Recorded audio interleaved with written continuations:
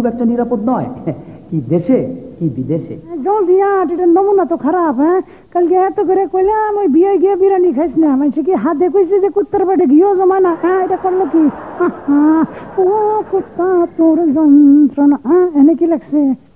যারা তাদের কুকুর দ্বারা চলার পথকে নোংরা করে, তাদের অপরিষ্কার, খারাপ আচরণ ও অস্বাস্থ্যকর পরিবেশ সৃষ্টির দায় 20 পাউন্ড ফাইন, মানে 1600 টাকা। করছসটা কি? এখন আমি করি কি?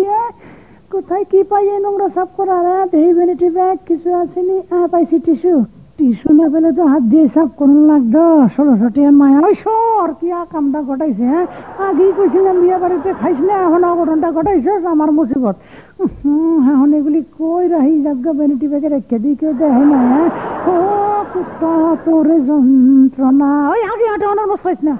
নানি গো নানি, আমাদের কপালে শোনি। আরে দূর গান থামা, টার্গেট মিস হয়ে যাবো। আরে তুই যাই টাইম জিগে, আমি আমার কাম করতেছি। নানি টাইম কত টাইম? মর্নিং ওয়াকে বাড়িছেন কেমন? ওইটা নিও না, আমি পুরা মানুষ, হতে কিছু নাই।